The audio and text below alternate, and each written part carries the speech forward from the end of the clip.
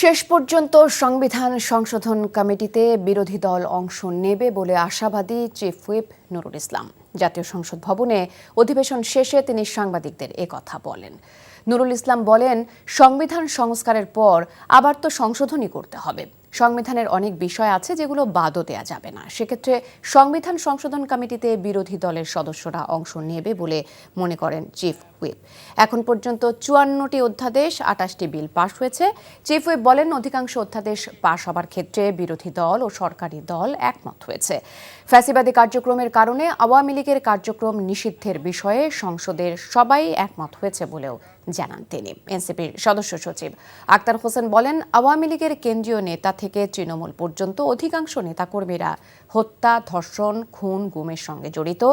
তাদের সাধারণভাবে রাজনীতি করতে দেবার সুযোগ নেই। সংবিধান সংস্কার করতে সরকার ইতিবাচক ভূমিকা নেবে বলেও আশাবাদী তিনি। তারা যে আদেশটা দিয়েছে অন্তর্বর্তীকালীন সরকার, আদেশটা আইন হয় না, সংবিধানের কোনো অংশ হয় না, আর এনাক্ট হয় না, ল হয় না, এবং আমাদের অর্ডিন্যান্স হয় না, কিছুই হয় না। তা আমরা করবো কি সেটাকে? সেটাকে রাখবো কোথায়? কারো মাথায় তো রাখা যায় না। সেই জন্য আমরা বলেছি যে প্রক্রিয়াটা কী হবে সংবিধান সংশোধনের। আমরা জুলাই সনদকে অক্ষরে অক্ষরে বাস্তবায়ন করবো, একটা লাইনে কোনো জায়গায় বাদ দেবো না, কিন্তু এই যে প্রক্রিয়াটা আমরা করবো কি?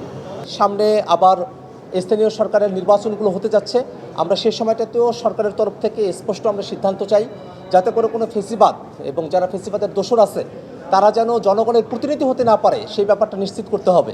সেক্ষেত্রে একটা বিষয় মনে রাখা প্রয়োজন, অনেকে আওয়ামী লীগের যারা আছে তাদের পক্ষে নিয়ে কথা বলার চেষ্টা করে।